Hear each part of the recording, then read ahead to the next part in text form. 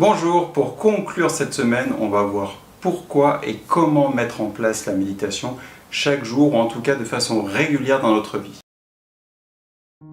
Tout d'abord, pourquoi? Eh bien, on a pu voir tout au long de la semaine, et je vais le résumer ici, ce que nous apporte la méditation, en tout cas sa pratique.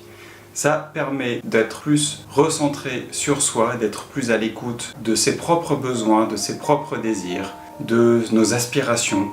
Ça permet aussi d'être plus détaché, pas forcément d'être plus détaché, mais d'avoir plus de recul sur ce qui nous arrive et être du coup plus clair et avoir des réponses qui nous permettent plus de satisfaire nos besoins, en tout cas qui sont en accord avec nous-mêmes. Ça nous permet du coup d'être plus vrai, d'être plus honnête avec nous-mêmes et par conséquent d'être vrai avec les autres et d'être honnête avec eux. Et on l'a vu avec le concept du miroir. Ce qu'on fait pour nous, ce qu'on fait avec les autres, et bien les autres le font avec nous et le font également pour eux. Du coup, la pratique de la méditation, apportant au moins ces grands points-là, permet à tout le monde petit à petit, par ricochet, d'en bénéficier, etc. Comment? Eh bien, ce que je vous disais dans les vidéos précédentes, ce que je vous conseille, c'est d'y aller vraiment petit à petit. Vous vous prévoyez 5 minutes, 10 minutes, un quart d'heure, vous vous réservez ce créneau-là les jours que vous le souhaitez. Alors je vous conseille de le faire régulièrement, c'est-à-dire par exemple tous les lundis, mercredis et vendredis, ou alors tous les jours. Mais prévoyez à chaque fois à la même heure et prévoyez un temps limité, mais un temps fixe pendant lequel vous ne serez pas dérangé. C'est important d'être régulier parce que votre corps va apprendre aussi, c'est-à-dire qu'il y a votre esprit qui va apprendre et votre corps aussi. Et le tout est d'inscrire une démarche que vous maîtrisez et que vous pourrez même peut-être anticiper et vous verrez avec le temps que vous vous préparez déjà à l'avance à ce moment-là. Et après, peu importe, ne jouez pas la montre, ne tenez pas absolument le temps que vous vous êtes imparti. Mettez-vous en situation, pratiquez, et si vous avez choisi un quart d'heure, si ça ne dure pas le quart d'heure complet, tant pis, tant mieux, c'est votre expérience. Le tout c'est de pratiquer, de faire la chose, de la mettre en action. Un jour, vous arriverez à un quart d'heure facilement, vous direz « Ah bah tiens, mince, déjà !»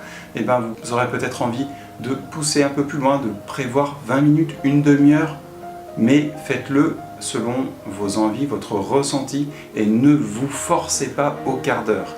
Forcez-vous peut-être à mettre en place cette action de vous réserver un créneau, mais c'est peut-être le seul effort, j'allais dire gros, conséquent que vous aurez à faire, puisqu'à partir du moment où vous aurez pris la décision de mettre cette pratique de la méditation en œuvre dans votre vie, eh bien le plus difficile finalement c'est de trouver ce créneau. Et après, c'est dans la suite de votre effort, de votre décision.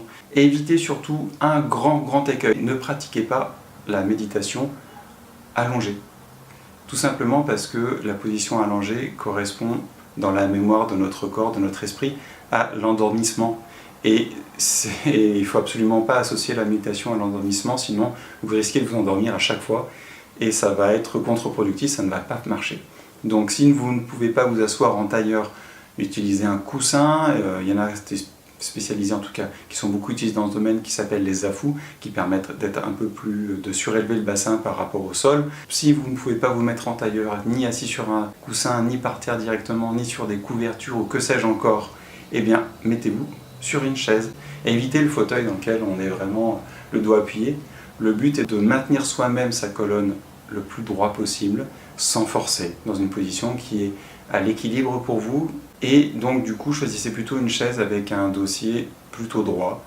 Et le tout est d'avoir les pieds à plat, les jambes bien pliées à 90 degrés. Vous mettez vos mains sur vos cuisses, sur vos genoux, peu importe. Mais voilà, le tout c'est de vous porter, de porter vous-même votre colonne et de ne pas la laisser appuyer. Et après, est-ce que vous voulez fixer un objet? Est-ce que vous voulez avoir les yeux fermés?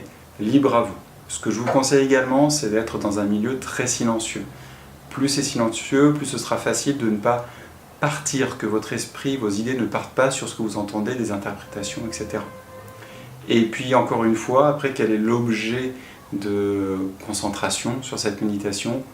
Le plus simple, le plus courant, c'est la respiration. Le dernier que l'on m'ait montré, en tout cas, c'est le souffle qui entre et qui sort, vraiment là sur cette partie entre les narines et la lèvre supérieure. Voilà tout ce que je peux vous dire, ça fait peut-être un peu dense, mais d'après moi c'est le meilleur moyen d'y parvenir. Et si vous mordez à cette activité, si vous trouvez que juste cette pratique simple vous apporte quelque chose, et bien vous pourrez creuser dans d'autres écoles, dans des écoles particulières qui vous apporteront bien plus, parce qu'après il y a toute une philosophie derrière, tout plein de techniques avec des buts particuliers, et vous pourrez alors choisir celui qui vous convient, celle qui vous convient. Merci d'avoir regardé cette vidéo, je vous souhaite une excellente journée, et comme chaque jour, surtout, prenez soin de vous, et pourquoi pas en décidant de pratiquer la méditation, ne serait-ce que 3 fois par semaine. Bonne journée!